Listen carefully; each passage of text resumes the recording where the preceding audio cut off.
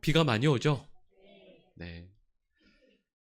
또 이렇게 비가 또 많이 오는 중에 또 이렇게 수요일 저녁 시간 나온 우리 모든 성도들에게 또 찬양처럼 은혜의 강가로 나온 모든 주의 백성들에게 하나님께서 큰 은혜를 사모하시는 만큼 은혜를 주실 줄로 믿습니다. 그리고 저희가 그 예수님께서 그 행하신 기적들이 복음서에 쭉 나오죠. 근데 오늘은 저희가 약간 긴 말씀인데 이런 몇 가지 사건이 나오죠. 네, 두 가지 기적의 사건이 나오죠. 근데 이 두 가지 기적의 사건을 묶은 데 이유가 있습니다. 이 두 가지 기적은 공통점이 있거든요. 그럼 물론 뭐 어떤 공통점이 있을까 생각해 보면 여러 가지를 찾을 수 있지만 저는 오늘 본 말씀을 묵상하면서 제가 만나게 된 찾게 된 공통점은 이 두 분이, 그러니까 한 분은 어떤 사람이죠? 나병 환자. 또 한 분은 중풍병자죠. 근데 이 두 분이 예수님께 나오는 과정이 참 힘들었다라는 공통점이 있습니다. 두 분 다 예수님께 나오는데 엄청난 장애물들이 있었죠. 그래서 오늘 본문이 이제 크게 두 단락으로 나뉘는데요. 12절부터 16절은 나병 환자를 치유해 주시는 내용, 17절부터 26절까지는 중풍병자를 치유해 주시는 내용이죠. 먼저 그 나병 환자인 이분은 예수님께 나오는데 큰 장애가 있습니다. 어떤 장애냐면 이런 병 자체가 장애죠. 이런 나병이라고 하면 이 당시만 해도 실은 우리도 얼마 전까지만 해도 그렇습니다. 형벌을 받은 것이라 생각했거든요. 하나님께 저주받은 것이라 생각했습니다. 그래서 이 나병을 진단받게 되면 어떻게 됩니까? 공동체에서 격리되죠. 따로 떨어져서 살아야 합니다. 그래서 만약에 길을 가다가 사람을 만나면 해야 되는 세 가지 행동이 있습니다. 일단 머리를 어떻게 해야 되냐면 머리를 풀어야 돼요. 그러니까 산발을 한다라는 얘기죠. 그 다음에 어떻게 하냐면 옷을 찢어야 됩니다. 사람을 만나면 옷을 찢어야 돼요. 그 다음에 소리쳐야 되죠. 뭐라고 외칩니까? 부정하다, 부정하다. 나는 부정한 사람이다. 라고 소리쳐야 됩니다. 이 세 가지 내용을 한마디로 모으면 이렇게 말할 수 있죠. 나는 당신에게 해로운 사람입니다. 라는 걸 포함하고 있죠. 조심하시라고. 나 나병 걸린 사람이라고. 나 혹시나 우연이라도 접촉하게 되면 당신이 나의 부정을 이어 전염될 수 있으니까 조심하시라고. 나는 당신에게 해로운 사람이라고 소리치는 거예요. 여러분, 왜 우리 복음성가 중에서 그 안 믿는 분들도 한참 그 불렀던 노래 아시죠? 광고에도 나왔던 뭐죠? 당신은 사랑받기 위해 태어난 사람. 여러분, 이게 안 믿는 사람들도 원하는 곡이거든요. 모두가 나는 하나님께 누군가에게 사랑받기 위해 태어난 사람이라고 모두가 노래해요. 그걸 원하죠. 근데 나병에 걸리면 나는 사랑받기 위해 태어난 사람이 아니에요. 나는 저주받은 사람. 내가 누구를 만나더라도 이 세상에 존재하는 모든 사람에게 나는 해로운 사람이라고 말할 수밖에 없습니다. 그러니까 이게 예수님 앞에 나올 때 얼마나 큰 장애가 되겠습니까? 그리고 또 장애가 있죠. 여러분 한번 생각해 보시면 예수님께서 복음서에 보시면 계시는 장소들이 있잖아요. 근데 떠오르는 장소 어디가 있으세요? 저는 또 목사다 보니 예수님께서 계신 곳 하면 예수님께서 보통 기도하러 어디에 가셨다고 나오죠? 그죠? 산에. 예수님께서 산에 계셨다라는 말씀도 복음서에 자주 나옵니다. 그리고 또 다른 나오는 데가 어디냐면 광야에도 계셨거든요. 근데 여러분 이 나병 환자가 예수님 앞에 나올 때 예수님께서 어디 계셨을까라고 하면 여러분 실은 이것도 엄청난 장애예요. 우리 오늘 본문 12절 말씀을 우리 같이 한번 읽어보겠습니다. 예수께서 한 동네에 계실 때에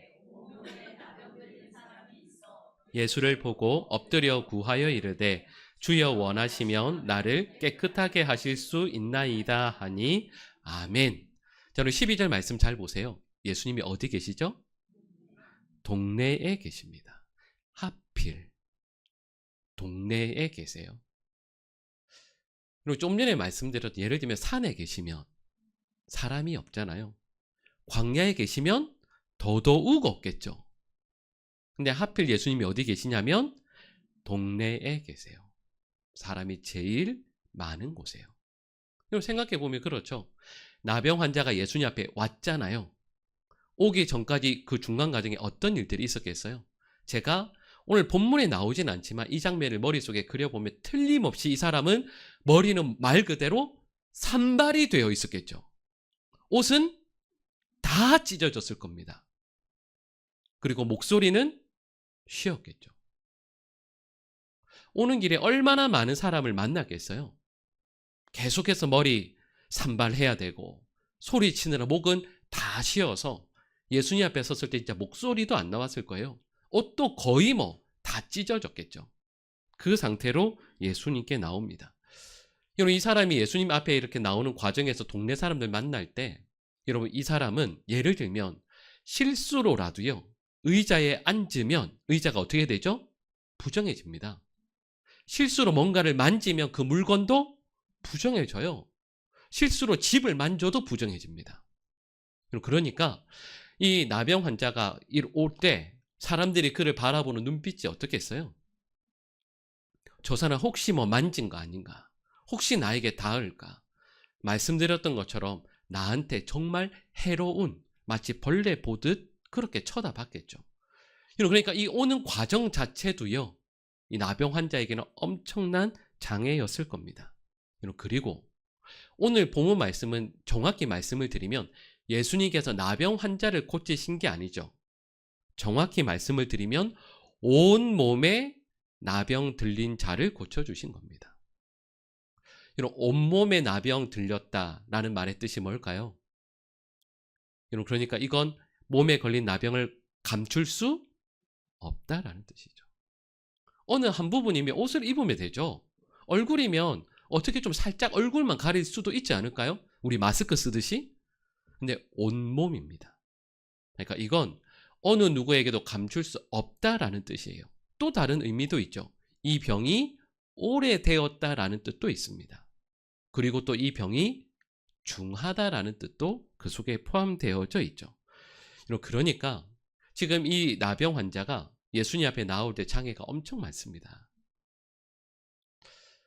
그리고 좀 전에 읽었던 말씀처럼 예수님께 나와서 이분이 뭐라고 요청하냐면 이렇게 부탁을 해요. 주님, 원하시면 저를 깨끗하게 해주실 수 있습니다. 이렇게 말씀드려요. 실은 이 말씀 정말 마음 아픈 말이죠. 왜냐하면 다른 환자들이 예수님 앞에 나왔을 때 보통 어떻게 요청하죠? 이렇게 합니다. 예수님, 저를 불쌍히 여겨주십시오라고 간청하는 분들도 있어요. 어떤 분들은 예수님, 저 보게 해주세요. 어느 병 있으니까 낫게 해주세요라고 해요. 근데 이 나병 환자는 그렇게 감히 말씀을 못 드려요.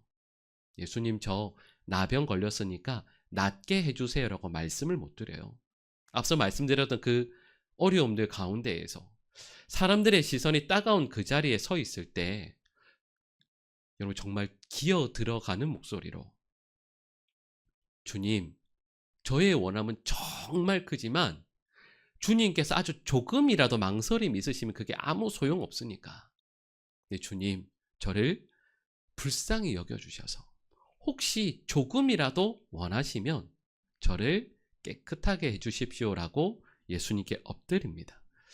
그러니까 여러분, 실은 예수님께 나온 환자들 중에서 어쩌면 가장 소극적으로, 어쩌면 가장 주눅들어서 예수님께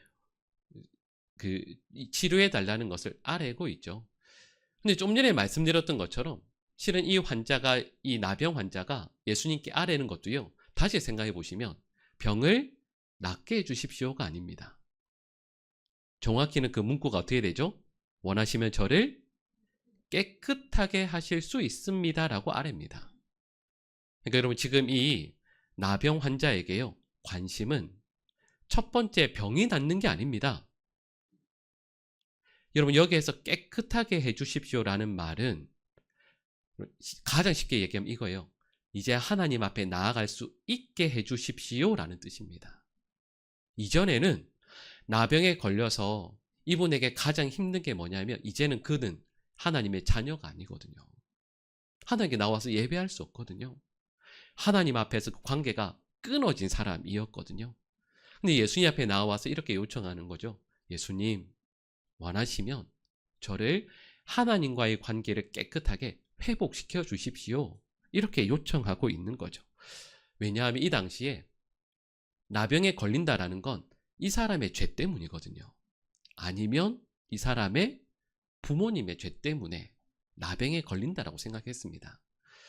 그러니까 이 나병 환자가 예수님 앞에 나오는 실은 그 과정, 아래는 그 장면까지 장애물이 실은 너무 많아요. 참 많은 장애를 딛고 예수님 앞에까지 나온 것이죠. 여러분, 그래서 저는 이 말씀을 묵상하면서 이렇게 생각해 봤습니다. 여러분, 생각해 보면 우리 전부 다 죄인이잖아요. 그죠? 근데 어떤 죄인이죠? 들키지 않은 죄인. 우리는 죄를 얼마나 잘 감추는지 몰라요. 근데 이 나병 환자는 죄가 드러나는 죄인입니다. 모두가 아는 죄인이죠. 여러분, 나의 죄가 나의 온 몸에 드러나 있다라고 생각해 보세요. 예수님께 나오는 그 자체가 장애죠. 나올 수가 없죠. 두 번째 사람도 그렇습니다. 이 중풍병자는 예수님 앞에 나오는 정말 큰 장애가 뭐죠? 몸이 왜 중풍병이니까 나올 수가 없죠. 자기 마음대로 몸을 움직일 수 없으니까요. 근데 여러분, 참 감사하게도 이분 옆에는 소중한 사람들이 있습니다. 그래서 우리는 이제 성경에서는 친구라는 말은 나오지 않지만 우리는 보통 뭐라고 부르죠?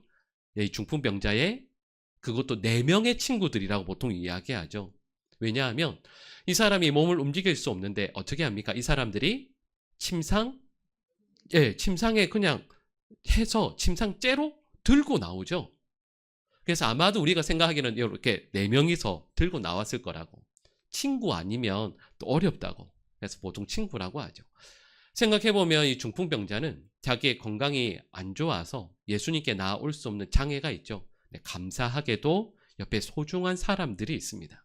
그런데 이 사람이 예수님께 나오는 또 큰 장애물이 있죠. 우리 오늘 본문 19절 말씀을 같이 한번 읽어보겠습니다. 무리 때문에 메고 들어갈 길을 얻지 못한지라 지붕에 올라가 기와를 벗기고 병자를 침상째 무리 가운데로 예수 앞에 달아내리니 아멘. 큰 장애물이 있습니다. 뭐가 장애물이죠? 네, 사람들요. 오늘 본문에서는 무리라고 되어 있죠. 예수님 앞으로 나아가는데 너무도 많은 사람이 나에게 장애물입니다. 그리고 19절 말씀을 읽었는데요. 17절을 보면 이 무리 중에 포함되어 있는 사람들이 있어요. 그 사람들이 누구냐면 예루살렘에서 온 바리새인들과 율법 교사들입니다. 그리고 지금으로 말하면 어떤 사람들이죠? 목회자들, 종도가 되겠죠. 교회의 지도자들요. 그러니까 이 내용을 말씀드리면 이런 거죠. 예수님 앞에 나아가고 싶어요. 근데 그 나아가는 길을 가로막는 사람들이 있습니다. 그리고 거기에 목회자들까지 있네요. 이렇게 생각을 해보면 예수님 앞에 가까이 나아가는데 나는 정말 예수님 잘 믿고 싶은데 거기에 방해가 되는 것들이 계속 있는 거죠. 나병 환자는 자신의 병, 그게 큰 문제라고 한다면 이 중풍병자는 문제가 외부에 있죠. 예수님을 둘러싸고 있는, 예수님 곁에 있는 많은 사람들이 장애를 할 수 있죠.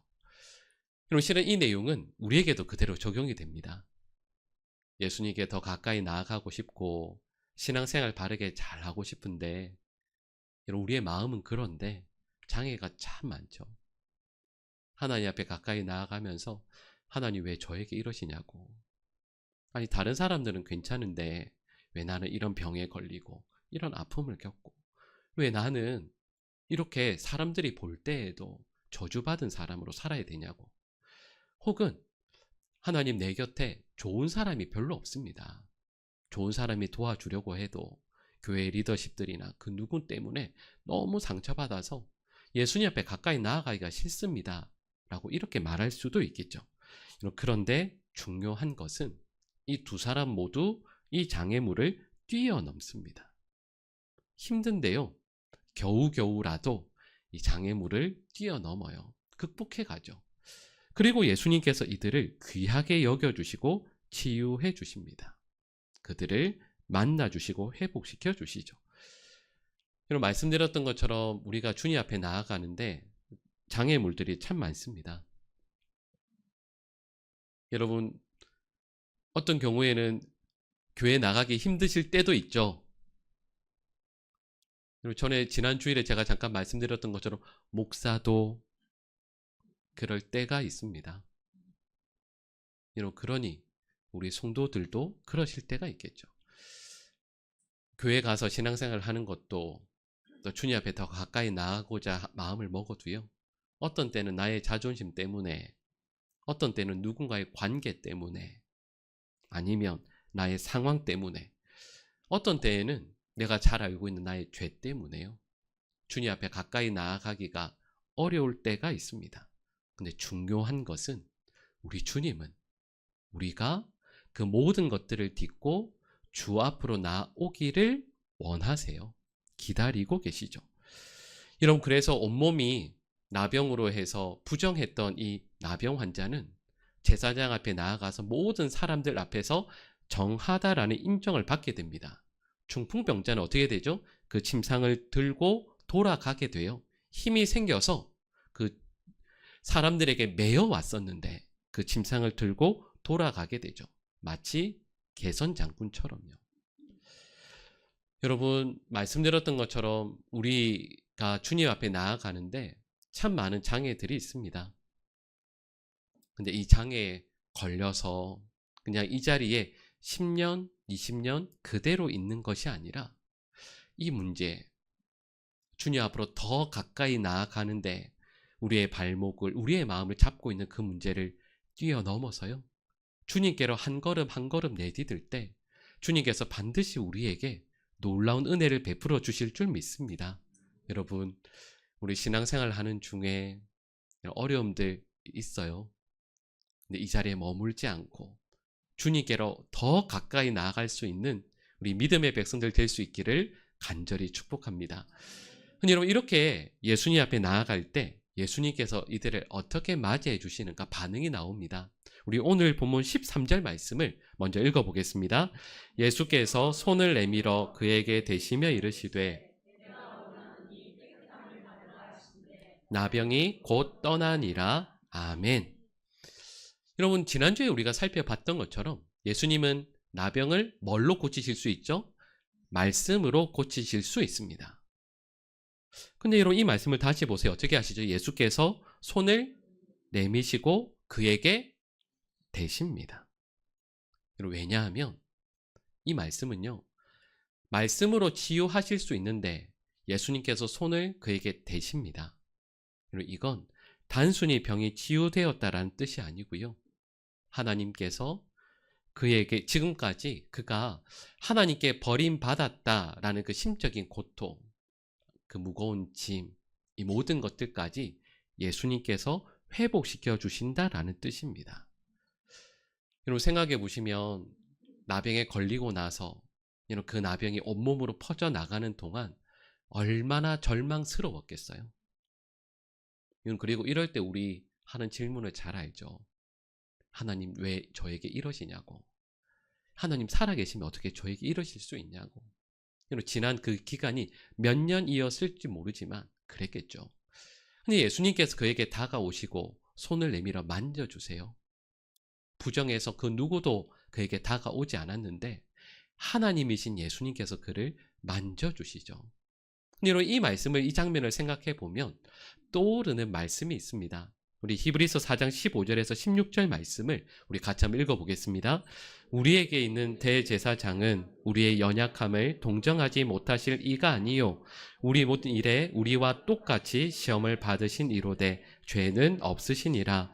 그러므로 우리는 긍휼하심을 받고 때를 따라 돕는 은혜를 얻기 위하여 은혜의 보좌 앞에 담대히 나아갈 것이니라. 아멘. 예수님께서 이 사람의 아픈 마음을 다 아시고 그 마음에 깊이 공감하시고 그에게 다가오셔서 손을 내밀어 주세요. 그리고 그를 치유해 주시죠. 여러분, 말씀드렸던 것처럼 이건 단순한 치유가 아닙니다.